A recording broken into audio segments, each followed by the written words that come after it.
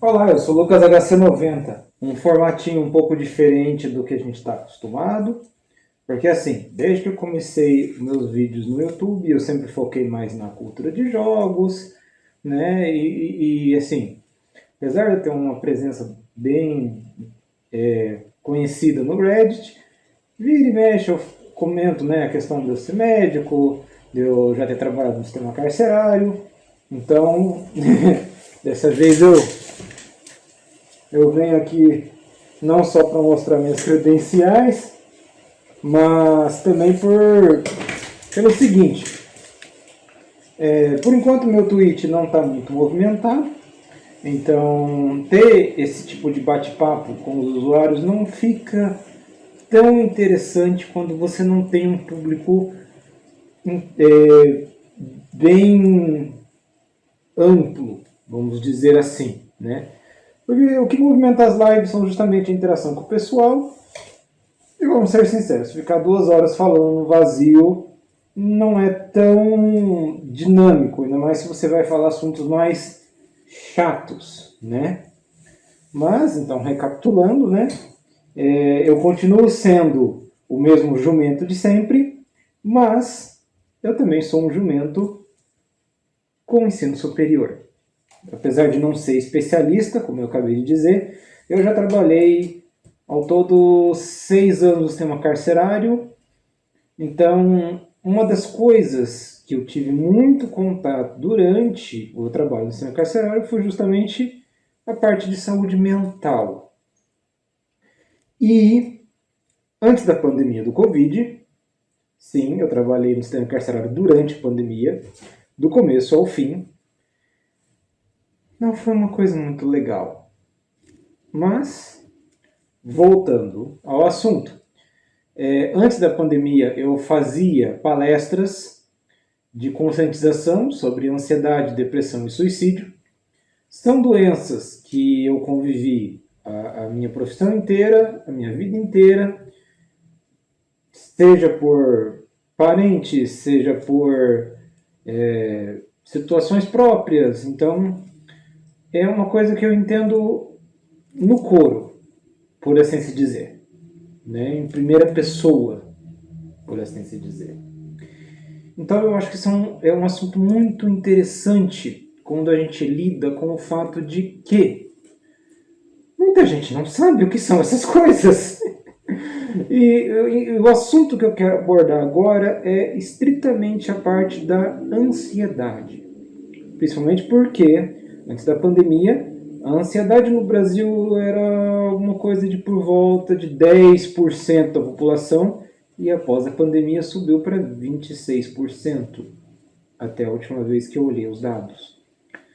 Então, é uma doença extremamente prevalente, extremamente comum, que os mais antigos têm o péssimo hábito de desconsiderar, dizendo que não existe, e alguns dos mais novos têm o péssimo hábito de usar como se fosse uma medalha de honra. Então, aí vem a parte importante. Da onde vem... Nossa, tá chovendo canivete lá fora. Da onde vem a questão da ansiedade? O que é ansiedade? Se você pega as emoções básicas do ser humano, nós temos felicidade, nós temos raiva e nós temos o medo, entre outras. Então, assim, quando o medo ele se mistura com outras emoções, nós podemos dizer que ele entra na parte da preocupação. Então, a ansiedade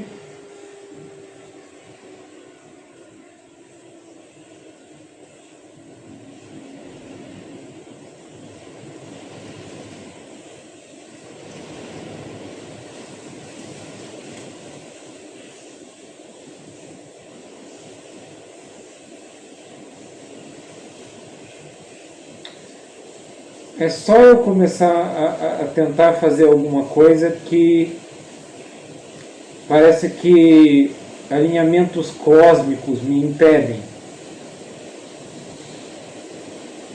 Inclusive, um dos motivos de eu estar fazendo esse vídeo é porque a última live minha no Twitch foi uma droga. Ela não ocorreu do jeito que eu previa. A minha internet não respondeu bem. E para ajudar, o meu programa de captura não capturou a minha voz na primeira 1h30 da live. Então eu falei 1h30 pro vazio. Quem estava online na hora ouviu, mas a gravação não pegou. Enfim, quando eu falo que eu sou azarado, o povo às vezes acha que eu estou exagerando. A única luz que estragou na casa inteira foi justamente a do meu quarto.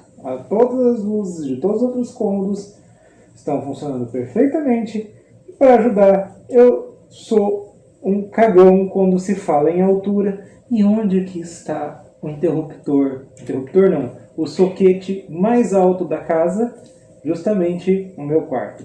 Teria sido a epítome do desastre se eu tivesse caído da escada e ido para o hospital fantasiado. Só faltava essa para finalizar o meu final de semana.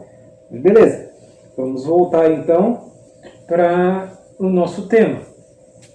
Então, quando a gente pega a questão da preocupação, ela é perfeitamente normal.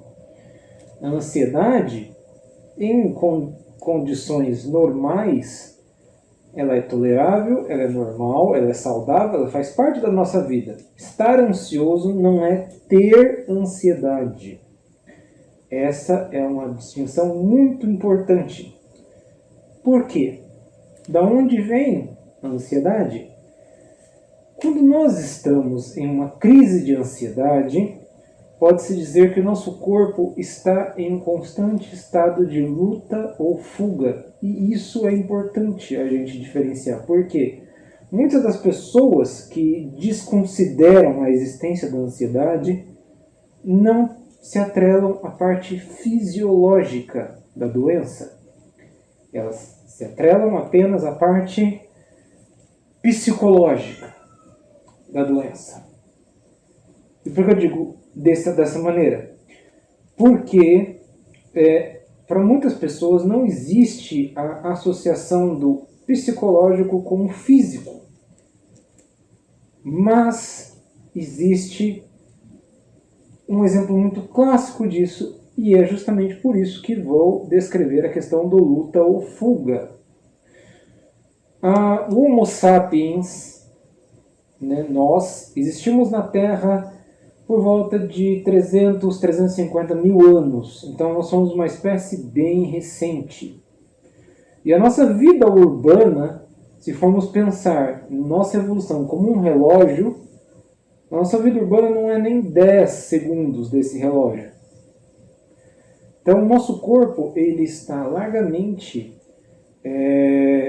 habituado, evoluído para a vida no meio selvagem. O tempo que nós passamos na cidade como seres humanos urbanoides só contribuiu para algumas mudanças pequenas, relacionadas mais com a seleção individual do que com o grande esquema de evolução da espécie. Então, eu falo em termos de densidade óssea, densidade muscular, mas em termos de mecanismos evolutivos, nós somos basicamente a mesma espécie que vivia na floresta há uns 100 mil anos atrás, vamos dizer assim. Então, o que é o luta ou fuga? Quando você está dormindo ao relento, à luz das estrelas, principalmente se ainda não inventamos o fogo,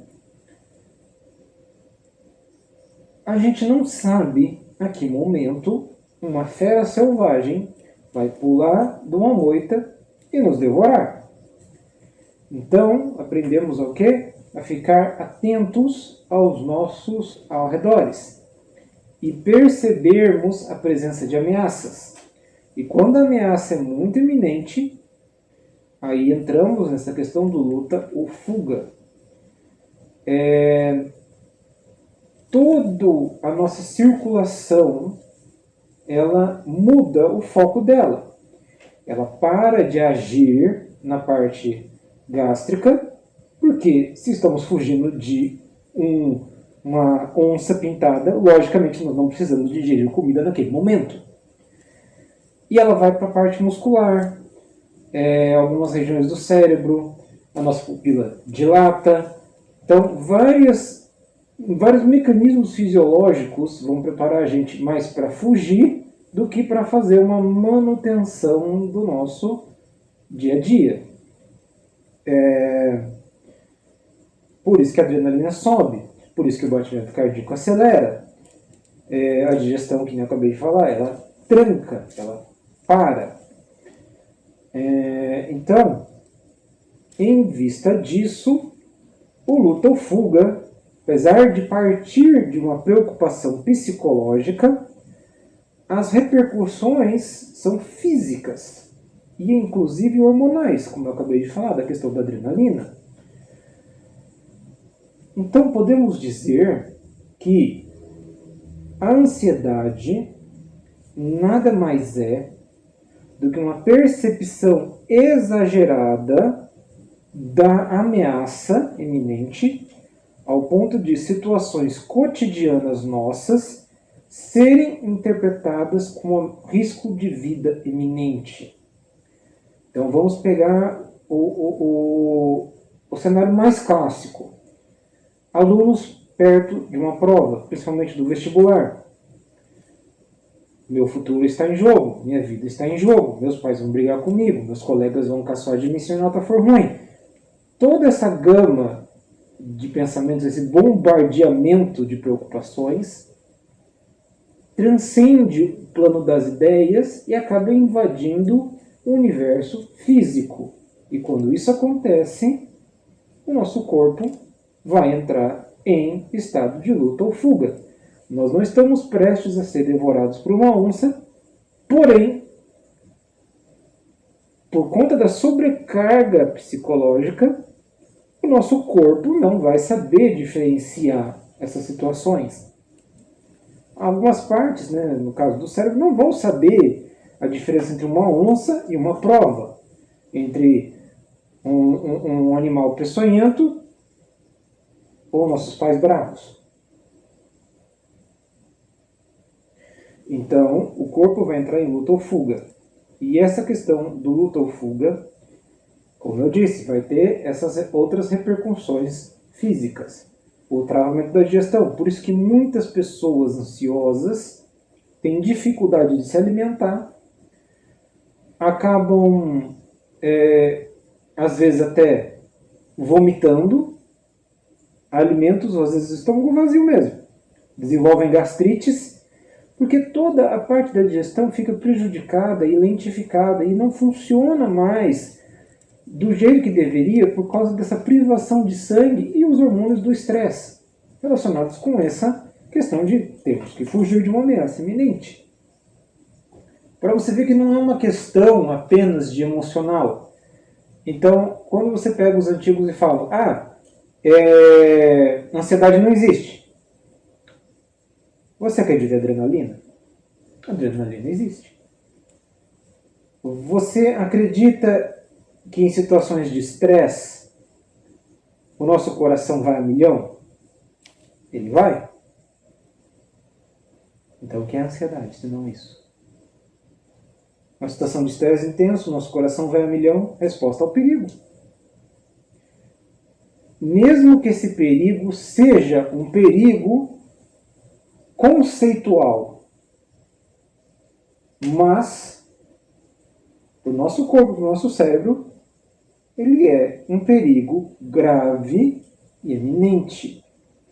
Por isso que boa parte do tratamento psicológico da ansiedade não foca em eliminar a resposta ao perigo. Ele foca em alterar a percepção desse perigo.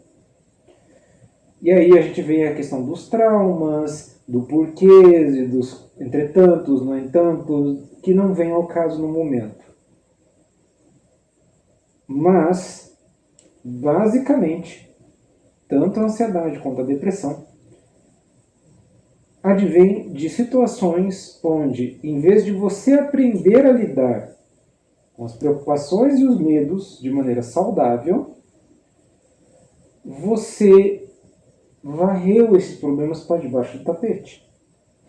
E o problema de varrer as coisas para debaixo do tapete é que a poeira não some, ela acumula. E uma hora esse tapete vai estar bojudo, gigante, parecendo uma montanha.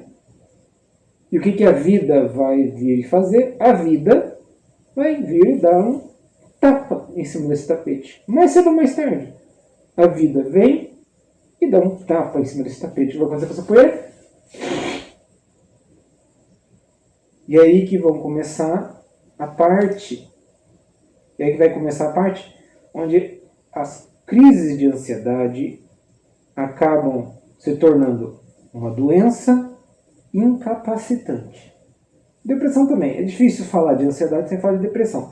Mas o foco ainda, assim, vamos tentar manter mais na questão da ansiedade. Vamos deixar a depressão para uma próxima conversa. Porque ela tem toda uma outra gama de problemas envolvidos. Mas, para você ver que existe uma explicação física para a ansiedade, que inicialmente é uma doença psicológica.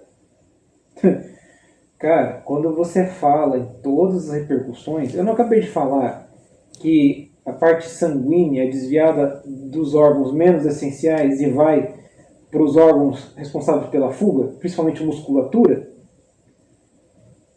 Vocês já viram alguém numa crise de ansiedade ao ponto do corpo tremer? Tremer que nem vara verde, como se a pessoa estivesse tendo uma febre violenta? Sobrecarga de adrenalina e, juntamente com essa questão da maior vascularização muscular, eu já vi pessoas, presenciei pacientes que geraram uma resposta muscular, um tremor, uma contratura muscular tão intensa e tão absurda que conseguiram elevar a temperatura corporal. Isso foi justamente no começo da pandemia, onde tudo era tratado como um Covid positivo. A pessoa estava com 40 graus de temperatura corporal. 40 graus é uma febre alta, né? O ideal não é... O que é considerado febre? Qualquer coisa acima de 37,6, 37,8, né? Essa pequena zona entre 37,6 e 37,8, a gente precisa avaliar a situação como um contexto, mas a partir disso, febre plena. 40 graus. Mas eu percebi que a pessoa estava com uma contratura muscular tão intensa que a gente não conseguia conduzir ela pelo consultório, pelas áreas que a gente estava examinando ela. E o suor, o vermelho, a contratura, a ausência de sintomas gripais, a minha ideia foi: vamos aplicar uma dose de diazepam e colocar um comprimido de clonazepam na boca. Sabe o que aconteceu? O estresse da pessoa, ela estava num estado de luta ou fuga tão grande que ela não dormiu. Ela não ficou amolecida. Ela não se desfaleceu com esses dois medicamentos benzodiazepínicos que, para os leigos, benzodiazepínicos, clonazepam, diazepam, alprazolam, eles são potentes calmantes. Eu chamo eles de chumbativos, porque na verdade a intenção é chumbar a pessoa. A pessoa simplesmente se acalmou e a temperatura dela, em poucos minutos, voltou para casa dos 36,5 ou 36,6. Para você ver o nível da resposta. quando a gente está nesse estado de luta ou fuga. Visualmente, a pessoa estava parada e tremendo. Para a mente dela, para a parte mais subconsciente do organismo dela, ela estava correndo uma maratona fugindo de um rinoceronte. Por isso é importante essa parte da conscientização sobre a questão da ansiedade. Porque se você simplesmente descarta a doença como algo puramente psicológico, você simplesmente não consegue mais entender de onde vem a ansiedade, o quão prejudicial ela é e todas as repercussões da ansiedade não tratada. Por isso, é muito comum o ansioso desenvolver gastrite nervosa, a dispepsia funcional. Pangastrites, né, quando a gente faz a endoscopia digestiva e vê o estômago, o esôfago e até a porção inicial do intestino todas inflamadas. Digestão travada, aumento da acidez gástrica, a parte prejudicada,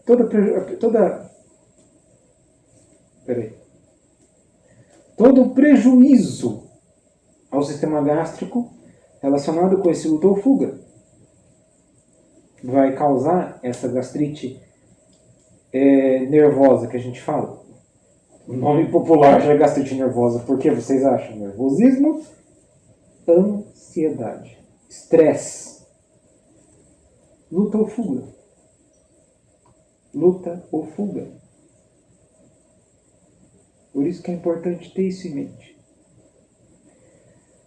A ansiedade não é o vilão. A ansiedade não é o vilão. Estar ansioso, quer dizer, não é o vilão. É quando estar ansioso passa de ser uma situação e vira um modo de vida, por assim se dizer. Aí ela se torna o vilão. E é por isso que muitas vezes a medicação se faz necessária. Pessoas que falam assim, psiquiatra só quer entuchar você de remédio e ganhar o seu dinheiro. Vou mentir que sim, né? Como em todas as profissões, nós temos bons profissionais e temos maus profissionais. Obviamente. Porém, muitas vezes a pessoa vai procurar um profissional quando ela já está neste funcionamento onde a ansiedade vira o estilo de vida da pessoa. E aí se você pega um ansioso, vamos dizer assim, com 25, 30, 40, 50 anos, muitas vezes, como eu disse, começa-se com varrendo a poeira para debaixo do tapete. E esses traumas podem ser coisas que acometem a pessoa desde os primórdios da vida dela. Traumas com 5 anos, 10 anos, coisas que às vezes a própria pessoa, que o cérebro dela, por autopreservação, tranca lá no fundo da mente delas e elas se esquecem do que causou isso. Mas o dano está ali.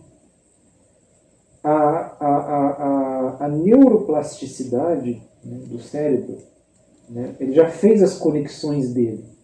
A pessoa pode não lembrar o que aconteceu, mas as formas de agir, os gatilhos, já existem ali. Eles estão ali, eles foram feitos há muito tempo. E aí você tem aqueles pacientes que estão em plena negação. Você vê a pessoa, você percebe, a ansiedade da pessoa é palpável na sua frente. Mas a pessoa descarta a condição. Eu não me sinto ansioso. Eu nunca fui ansioso. Eu sou uma pessoa calma. E você vê que a pessoa parece que está à beira de um colapso na tua frente. Por quê? Quando você pega uma pessoa que é ansioso há cerca de 2 décadas, vamos dizer que a pessoa tenha 30 anos, carrega traumas desde os 10 anos de idade, são 20 anos de ansiedade nas costas. A ansiedade é parte do dia a dia dela.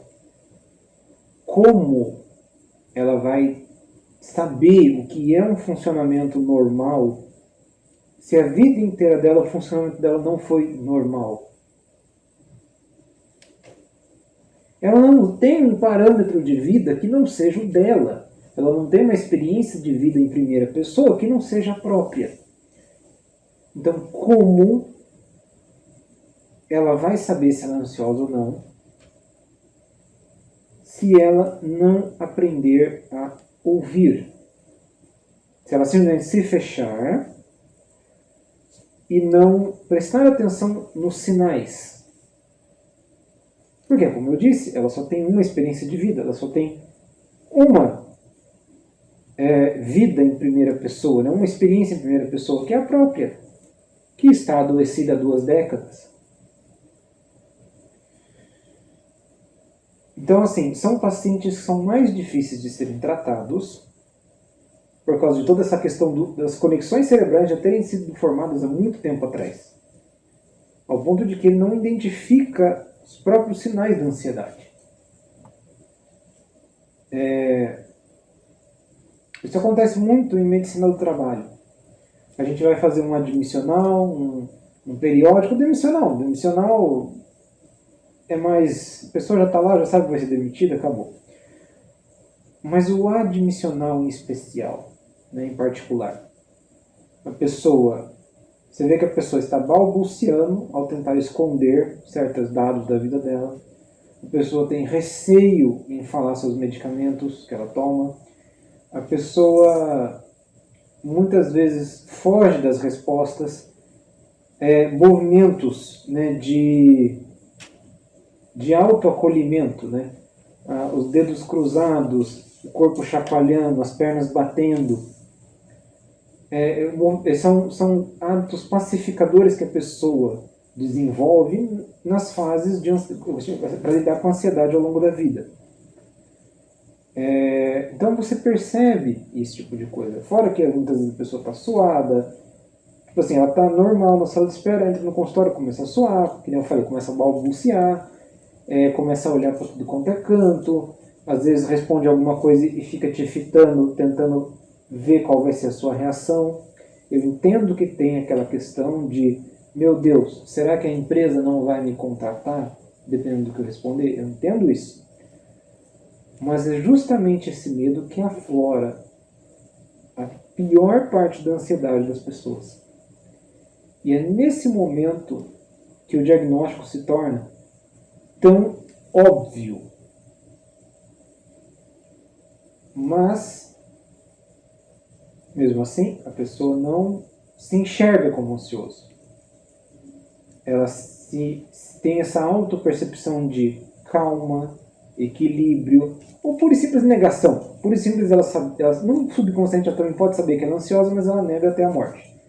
Ainda mais se for um paciente mais antigo, um idoso. E é por isso que é bom nessas horas, né, fazer o acompanhamento psicológico.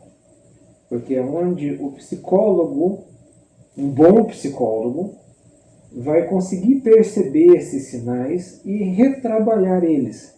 Do mesmo modo que o cérebro teve a neuroplasticidade na hora de sacramentar esses gatilhos, com bastante trabalho e esforço do indivíduo, que é a maior parte, 80% do tratamento é o indivíduo, são nessas horas que vamos começar a reverter essas conexões e reescrevê-las através da neuroplasticidade do cérebro. E muitas vezes isso só vai acontecer com a ajuda de medicamentos. Porque, como eu disse, às vezes a pessoa já é assim há 2 décadas, ela não sabe o que é uma vida normal, ela não sabe o que é um funcionamento normal. O cérebro dela já está viciado, com as respostas praticamente já roteirizadas na frente dele. E toda a parte hormonal e de neurotransmissão já orientada para aquele tipo de funcionamento. O que você precisa fazer? Reverter quimicamente. Um paciente com uma intensa ansiedade, quando ele atinge o tratamento adequado para o caso dele, porque tem isso também, né? Porque nós não somos receitas de bolo. Não é que você vai dar o mesmo remédio para todo ansioso que ele vai responder igual. E às vezes encontrar o remédio certo e a dose certa pode demorar décadas. E cada ano, vamos lá, 4 anos que passa, diversos medicamentos entram no mercado.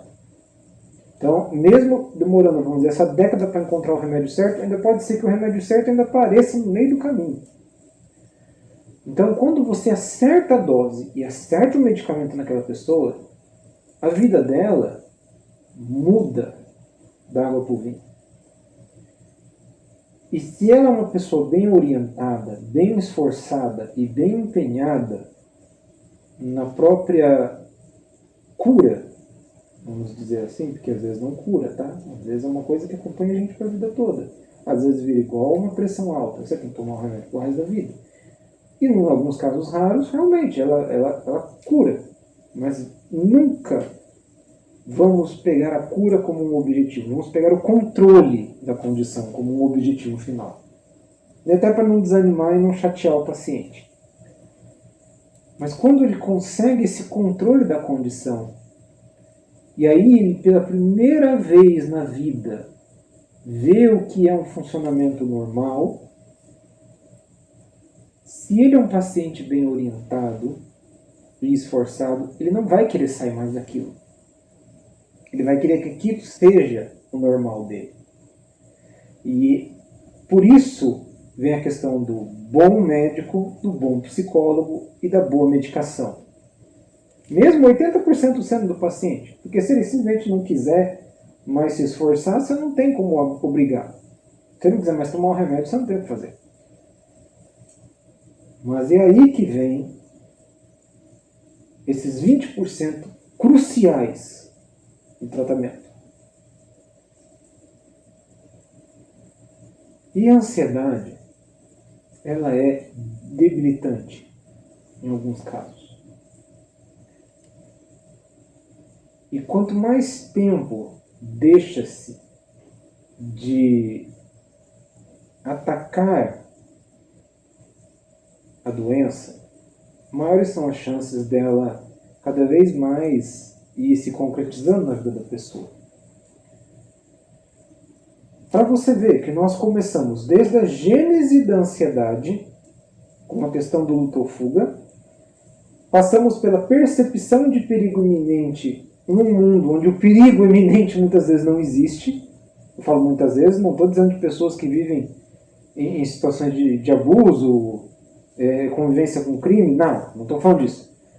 A grande e vasta maioria dos ansiosos não tem um contato direto com um risco de vida iminente. É a percepção deles que causa isso. E aí a gente passa por isso e chega até a questão do tratamento da medicação. É possível melhorar sozinho, só com autoconhecimento? Nada é impossível. Mas não é aconselhável. E do mesmo jeito que existem pessoas que querem melhorar, e existem pessoas que negam ter a condição, nós temos alguns que não têm a condição e se acham que têm a condição. E se eu descobrir que algum de vocês usou todo esse conhecimento desse vídeo para chegar no médico, já com autodiagnóstico, exigindo o remédio, sem passar por todo o trâmite normal, que é a investigação da doença, eu vou descobrir onde vocês moram, pessoalmente, invadir a sua casa e trocar todo o sorvete, todos os potes, por feijão.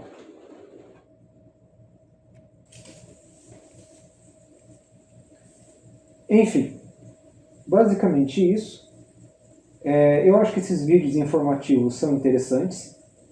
Eu gosto de fazer um conteúdo mais sério de vez em quando, fugindo um pouco da minha jumentice usual. Vamos tentar padronizar isso. Então, sempre que eu for falar a parte de saúde, vou estar com o personagem um pouco diferente, mais orientado para a parte de medicina. E vamos ver como esses vídeos vão se situando, né, no algoritmo. Eu espero que Mesmo que eu tenha falado para poucas pessoas, eu espero que as poucas pessoas que me ouçam, né, se sintam ajudadas. E se cada 10, 100 pessoas que verem esse vídeo, nem sei se 100 pessoas vão acabar vendo esse vídeo, mas se 100 pessoas virem esse vídeo, pelo menos uma delas eu conseguir ajudar, para mim já valeu a pena. Tá bom, gente? Deus abençoe vocês, tudo de bom aí. E vamos nos vendo por aí na internet. Tchau, tchau!